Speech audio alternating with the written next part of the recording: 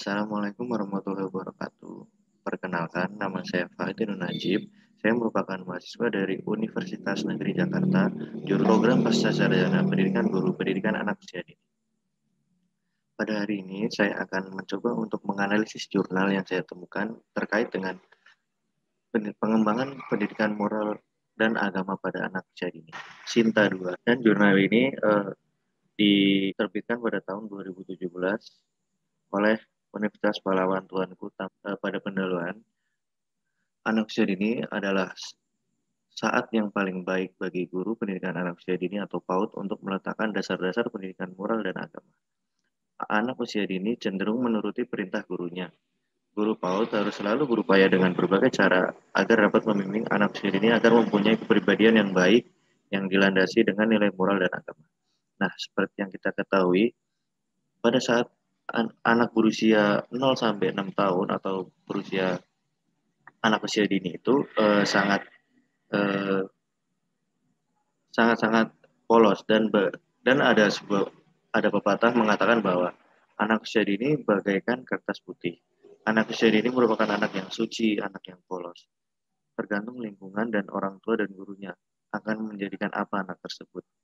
Nah, seperti yang kita ketahui juga, pada anak usia dini ini, pada usia-usia tersebut sangat cocok sekali untuk meletakkan dasar-dasar nilai moral dan agama yang sesuai dengan apa sih moral dan agama yang berlaku di masyarakat. Karena pada saat usia tersebut anak-anak dapat belajar dengan cepat dan anak-anak dapat mengerti yang kemudian akan bermanfaat di usia selanjutnya. Selain itu, guru PAUD harus menjadi contoh dan teladan untuk anak-anak di sekeliling guru tersebut. Karena anak usia dini cenderung lebih mendengarkan apa perkataan gurunya daripada mendengarkan perkataan orang. Kemudian pengembangan moral. Nah, seperti judul yang sesuai pada jurnal yang saya analisis, yaitu tentang nilai dan moral dan agama.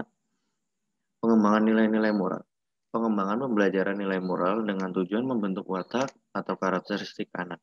Pakar-pakar tersebut diantaranya adalah Newman, Simon, Howe, dan Licona pada tahun 1992. Dari beberapa pendapat pakar tersebut, yaitu pendapat Licona pada tahun 1992, yang lebih cocok diterapkan untuk membentuk watak atau karakter anak. Pandangan Licona pada tahun 1992 tersebut dikenal dengan educating for character, bahwa watak atau karakter seseorang dibentuk melalui 3 aspek, yaitu moral knowing, moral feeling, dan moral behavior. Feeling dan perilaku moral atau moral behavior. Yaitu pada tahap pertama, yaitu moral knowing, yaitu anak-anak akan mengetahui apa saja sih moral-moral itu, bagaimana sih moral-moral itu. Jadi anak akan belajar melihat, oh ternyata moral yang baik itu seperti ini.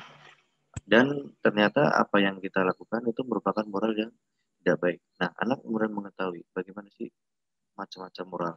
Nah, pada tahap yang kedua ini, sikap moral, jadi anak sudah mengetahui bagaimana sih sikap-sikap moral yang saya lakukan ini ternyata baik. Yang misalkan anak melakukan hal-hal yang tidak baik, anak itu sudah menyadari bahwa dia sudah memiliki sikap moral yang secara sadar. Kemudian perilaku moral. Nah, pada tingkatan tertinggi ini, anak sudah dapat menerapkan perilaku moral atau sudah dapat dikatakan memiliki moral yang baik dan sudah memiliki penalaran moral yang baik dan tertanam pada diri anak. Kemudian, pola orientasi moral anak pada taman kanak-kanak. Orientasi moral diidentifikasikan dengan moral position atau ketetapan hati, yaitu yang dimiliki seseorang terhadap suatu nilai moral yang didasari oleh cognitive motivation aspek dan affective motivation aspek. Nah, jadi moral ini sangat dipengaruhi oleh apa sih cognitive motivation aspek, yaitu pada jurnal ini dibahas, yaitu sebelum mengajarkan nilai dan moral agama pada anak ini harus terdapat cognitive motivation atau kemauan diri pada anak untuk belajar tentang nilai-nilai moral yang akan dipelajari oleh anak. Nah, kemudian affective motivation aspek. Affektif ini yang dimaksudkan adalah sikap. Jadi sikap anak untuk motivasi atau kemauan sikap anak untuk belajar terkait moral pada anak usia dini. Nah, kemudian pendapat Dewey pada tahun 1997, tahapan perkembangan moral seseorang akan melewati 3 fase, yaitu premoral, konvensional, dan autonomos. Kemudian, menurut Piaget, seseorang manusia dalam perkembangan moralnya yaitu melalui tahapan heteronomos dan autonomos. Nah, pada anak usia dini ini, rata-rata anak usia dini ini melalui 2 tahap, yaitu premoral dan konvensional. Nah, kemudian apabila disesuaikan dengan pendapat Piaget, yaitu anak berada pada tahap heteronomos, atau pada tahap anak itu meniru apa yang anak lihat. Seringkali kita temui bahwa di lingkungan ini, anak-anak itu cepat sekali meniru apa yang dikatakan oleh orang dewasa yang di sekitarnya. Nah, hal itu menjadi penting bagi orang tua bahwa pengelolaan lingkungan dan apa yang didengar anak, yang dilihat anak itu sangat berpengaruh terhadap perkembangan moral dan anak. Orang tua dan guru harus uh, menjaga anak secara bersama-sama apabila berada di lingkungan, karena anak ini pada tahap heteronomos, yaitu anak itu cenderung meniru apa yang dia lihat, kemudian melakukan apa yang orang dewasa suruh, dan melakukan apa yang misalkan guru ajarkan. Nah, pada tahap ini sebenarnya sangat baik sekali apabila guru dan orang tua bekerja sama untuk mengembangkan moral pada anak. Yang kemudian yaitu esensi, prinsip-prinsip, dan bentuk kegiatan pengembangan moral anak usia dini. Nah, yang pertama ada esensi pengembangan moral pada anak usia dini, yaitu tujuannya yang hendak dicapai dengan pengembangan nilai moral tersebut dilakukan melalui pembiasaan dalam rangka mempersiapkan anak sedini mungkin pengembangan sikap dan perilaku yang didasari oleh moral sehingga dapat hidup sesuai dengan norma-norma yang dianut oleh masyarakat. Nah, pengembangan moral anak usia dini sangat penting dilakukan karena pada tahap anak usia dini, anak itu sangat mudah sekali untuk dipelajari, untuk diajari dan dibiasakan dengan kebiasaan-kebiasaan baik. Nah, dan hal itu bertujuan untuk menumbuhkan sikap dan penalaran anak bahwa norma-norma yang dianut oleh masyarakat itu anak sudah mengerti sedari kecil, sehingga anak dapat melakukan hingga dewasa dan terbiasa hingga dewasa. Kemudian prinsip-prinsip pengembangan moral anak usia dini. Guru menciptakan hubungan yang baik. Guru senantiasa bersikap dan bertingkah laku yang dapat dijadikan contoh teladan bagi anak, memberikan kesempatan pada anak untuk membedakan dan memilih mana perilaku yang baik dan mana perilaku yang tidak benar. Nah, pengajaran moral yang baik itu merupakan pengajaran secara langsung atau pengajaran secara dicontohkan atau dengan praktek. Nah, pada aspek ini yaitu pengajaran moral yang diberikan kepada anak ini dibalikan lagi kepada anak. Nah, anak akan melakukan hal tersebut sendiri. Hal ini akan sangat berpengaruh terhadap diri anak. Seperti yang kita ketahui, ada satu teori yang mengatakan yang pada tahapannya itu tahapan tertinggi pada pembelajaran moral dan pembelajaran karakter itu, anak itu dapat melakukan sendiri, anak dapat melakukan sendiri itu, dan anak mengerti bahwa yang dilakukan ini merupakan suatu hal yang baik. Nah, guru guru dan orang tua pada tahap ini sangat penting untuk memberikan contoh dan teladan, dan kemudian apabila anak melakukan suatu kesalahan tidak dihakimi secara langsung. Nah, anak harus diberikan pengerti bahwa hal tersebut tidak baik untuk dilakukan, misalnya. Terus kemudian contohnya apabila anak berkata kotor atau berkata tidak baik, kita harus memberikan pengertian bahwa kata-kata tersebut tidak baik diucapkan. Nah, ini beberapa bentuk kegiatan dalam pengembangan nilai moral. Nah, di sini terdapat 4 kegiatan, yaitu kegiatan rutin. Kegiatan rutin ini bisa dilakukan secara rutin oleh orang tua dan guru. Contohnya sebelum masuk kelas kita berdoa bersama, kemudian apabila makan kita menggunakan tangan kanan, apabila berada di rumah. Kemudian apabila makan dan minum itu tidak boleh sambil berdiri dan harus berdoa terlebih dahulu. Kemudian kegiatan spontan. Kegiatan spontan ini dapat dilakukan oleh guru dan orang tua, dan kegiatan spontan ini tidak terprogram atau tidak terencana oleh orang tua atau guru. Kemudian kegiatan dengan teladan dan contoh. Nah, ini penting dilakukan oleh orang tua dan guru dan lingkungan masyarakat setempat. Kegiatan teladan dan contoh ini dapat dilakukan apabila orang tua dan guru itu sedang berada dan berkegiatan dengan anak. Jadi orang tua dan guru ini merupakan anak melihatnya itu sebagai suatu contoh yang wah ketika guru melakukan hal tersebut berarti hal tersebut itu baik dan benar terprogram. Nah, di sini dapat dimaksudkan bahwa kegiatan yang direncanakan ini seperti program-program sekolahan atau program-program yang dimiliki oleh masing-masing lembaga untuk mengembangkan moral-moral anak usia dini atau pengetahuan-pengetahuan moral anak usia dini dengan baik. Taman kanak-kanak. Ruang lingkup pengembangan moral dalam rangka pembentukan karakter menurut Megawangi 2010. Nah, yang pertama itu ada cinta Tuhan dan segenap ciptaannya. Kemudian tanggung jawab, kedisiplinan, dan kemandirian. Yang C, kejujuran. D, menghormati dan santun. E, dermawan, suka menolong dan gotong royong dan kerjasama. Poin F yaitu percaya diri, kreatif, dan pekerja keras. Poin G, kepemimpinan dan keadilan. Poin H, baik dan rendah hati. Poin I, toleransi, kedamaian, dan kesatuan. Poin J, 4K, yaitu kebersihan, kesehatan, kerapian, dan keamanan. Nah, poin-poin tersebut dapat diajarkan kepada anak melalui proses kegiatan rutin, kegiatan spontan, dan kegiatan dengan contoh atau teladan, dan dapat digunakan melalui kegiatan yang direncanakan dalam suatu program pendidikan. Pengembangan nilai agama atau spiritual. Nah, ini ada yang pertama ada unsur-unsur pokok agama. Agama mengandung 3 unsur yang harus ada di dalamnya. Ketiga unsur pokok itu menurut Endang Saifuddin Ansari dalam Kurnia 2015 sebagai berikut. Yaitu A. Suatu sistem kredo, yaitu tata keimanan atau tata keyakinan atas suatu yang mutlak di luar diri manusia. Poin B yaitu suatu sistem ritus tata keperibadatan manusia kepada yang dianggap mutlak atau kepada Tuhan.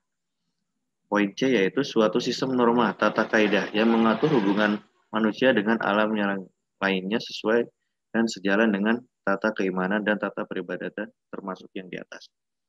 D. Unsur agama yang terakhir adalah sistem moral. Sistem moral disebut sebagai akhlak. Akhlak tidak dapat dipisahkan dari ibadah maupun keimanan tersebut. Akhlak pun merupakan manifestasi atau perwujudan iman terhadap Tuhan. Kemudian, pertumbuhan dan perkembangan rasa keagamaan pada anak. Kapan perasaan keagamaan muncul pada anak? Nah, yang pertama, pendengaran anak terangsang dengan suara bahasa yang memuat nilai agama yang diucapkan berulang-ulang. Kedua, penglihatan mata atau mata. Anak-anak terangsang dengan sikap dan perilaku keagamaan yang berulang-ulang. Ketiga, anak adanya pemicu bagi anak merupakan fasilitas yang tersedia untuk meniru dan melakukan praktek keagamaan. Sehingga proses peniruan atau imitasi tersebut terhadap perilaku keagamaan yang dilakukan oleh orang tuanya berlangsung dengan mulus tanpa. Kemudian, sifat-sifat pemahaman anak pada TK pada nilai-nilai keagamaan. Jadi ini ada 5 tahapan, yaitu yang pertama unreflektif atau pemahaman dan kemampuan anak dalam memperlakukan nilai-nilai agama yang sering menampilkan sesuatu yang tidak serius. Nah, jadi sering kita ketahui bahwa anak usia dini ini sering meniru gerakan-gerakan sholat gitu, misalkan kalau dalam agama saya. Nah, tapi anak-anak dapat menirukan beberapa gerakan tersebut tanpa mengetahui bahwa yang tersebut ada merupakan ritual keagamaan pada agama tertentu gitu. Jadi anak-anak tersebut hanya menirukan gerakan-gerakannya dan tidak serius dan hanya menirukan beberapa gerakan saja. Kemudian tahap egosentris. Dalam mempelajari nilai-nilai agama, anak usia taman kanak-kanak terkadang belum mampu bersikap dan bertindak konsisten. Pada tahap kedua ini, anak sudah rata-rata anak sudah mengetahui beberapa gerakan-gerakan ritual pada agama tertentu begitu. Nah, contohnya pada agama Islam ini anak sudah dapat menirukan kegiatan sholat. Namun anak-anak belum dapat merasakan atau merasapi bahwa kegiatan sholat itu wajib dan harus dilakukan setiap hari dan pada dilakukan 5 waktu begitu. Jadi anak hanya melakukan kegiatan tersebut apabila anak tersebut mau atau disuruh orang tuanya dan menirukan orang-orang di lingkungannya. Kemudian misunderstand. Anak akan mengalami salah pengertian dalam memahami suatu ajaran yang banyak bersifat abstrak. Nah, pada tahap ketiga ini sering kita dapati ya. Jadi anak-anak ini sering salah pemahaman atau tidak paham bahwa eh, kita itu diciptakan oleh Tuhan dan Tuhan itu merupakan suatu zat yang mengatur segalanya. Nah, hal tersebut ini sering sekali sulit kita jelaskan kepada anak-anak usia dini. Kemudian verbalis dan ritualis. Kondisi ini dapat dimanfaatkan untuk mengembangkan nilai-nilai agama pada diri mereka dengan cara memperkenalkan istilah bacaan dan ungkapan yang bersifat agama. Kemudian jadi kita dapat mengajarkan kepada anak ini secara verbal dan diberikan pengertian-pengertian bahwa agama ini seperti ini dan harus kita lakukan merupakan contohnya ritual sholat dan lain-lain. Kemudian imitatif. Anak belajar dari apa yang mereka lihat secara langsung. Nah, metode yang kelima ini metode yang sangat baik dilakukan. Jadi anak ini akan belajar dari apa yang dilihat oleh anak begitu dan apa yang dilakukan oleh orang tuanya. Kemudian prinsip dasar menyampaikan pengembangan nilai agama dan moral. Ada beberapa prinsip dasar dalam rangka menyampaikan materi pengembangan nilai agama bagi taman kanak-kanak. Di antaranya yaitu penekanan pada aktivitas anak sehari-hari. Kemudian pentingnya keteladanan dari lingkungan dan orang tua atau keluarga anak. Kesesuaian dengan kurikulum spiral. Prinsip Developmentally Appropriate Practice, DAP, pembelajaran yang sesuai dengan perkembangan anak. Kemudian prinsip psikologis perkembangan anak, kemudian prinsip monitoring yang rutin. Nah, jadi hal-hal tersebut dapat dilakukan oleh orang tua dan guru untuk sebagai dasar menyampaikan pengembangan nilai agama dan moral kepada anak. Di sini ada beberapa metode pendekatan untuk mengajarkan bagaimana sih perkembangan moral dan agama kepada anak. Itu contoh bermain. Nah, pada metode bermain ini di sini ada contohnya yaitu anak-anak dapat diajak bermain untuk mengabstraksikan bagaimana sih Nabi Ibrahim dulu mengajarkan kaumnya yang musyrik untuk mencari Tuhan yang diawali dengan pengenalan benda-benda langit dan metode karya wisata. Nah, jadi metode bermain ini dapat dilakukan dengan cara bermain peran begitu. Bagaimana sih cara Nabi dulu menyampaikan pesan-pesannya kepada kaumnya. Nah, yang kemudian metode karya wisata yaitu dapat mengajak anak untuk berkarya wisata bertemakan religi gitu, seperti contohnya uh, pergi ke berbagai peninggalan uh, uh, pada zaman Nabi dan Rasul atau ritual sholat dan manasik haji. Nah, yang kemudian metode demonstrasi. Dalam rangka pengembangannya, nilai keagamaan, metode ini dapat dilakukan guru ketika menerangkan cara-cara toharoh atau berwudu, ketika sholat, dan etika makan, dan sebagainya. Nah, jadi demonstrasi ini dapat dilakukan yaitu sebagai percontohan bagaimana sih cara melakukan sesuatu yang baik dan benar. Nah, kemudian dengan metode bercerita dan metode uswatul hasanah, kita masuk pada kesimpulan, yaitu pembentukan perilaku ini berfungsi untuk mencapai beberapa hal, yaitu menanamkan pembiasaan sikap dan perilaku yang didasari oleh nilai dan agama dan moral sehingga anak dapat hidup sesuai dengan nilai-nilai yang dijunjung oleh masyarakat. Masyarakat membantu anak agar tumbuh untuk menjadi pribadi yang matang dan mandiri, menanamkan budi pekerti yang baik, melatih anak untuk dapat membedakan sikap dan perilaku yang baik dan tidak baik. Pengembangan nilai moral dan agama dilakukan melalui proses knowing the good, reasoning the good, loving and keeping the good, and acting the good, yaitu proses melibatkan aspek kognitif, emosi, dan fisik dengan menanamkan nilai karakter kejujuran sehingga akhlak mulia bisa terukir menjadi habit atau kebiasaan, heart, dan hand. Merupakan pendapatnya Megawangi tahun 2010. Teknis pengembangan nilai moral dan agama pada anak usia dini di TK secara formal dilakukan 15 sampai 20 menit setiap hari. Jadi pada kesimpulannya yaitu penanaman nilai dan moral kepada anak usia dini dapat dilakukan dan sangat efektif dilakukan pada umur 0 sampai 8 tahun atau pada saat usia TK. Jadi guru dan orang tua ini dapat saling bekerja sama untuk menanamkan kebiasaan-kebiasaan baik yang sesuai dengan norma-norma yang berlaku di lingkungan setempat.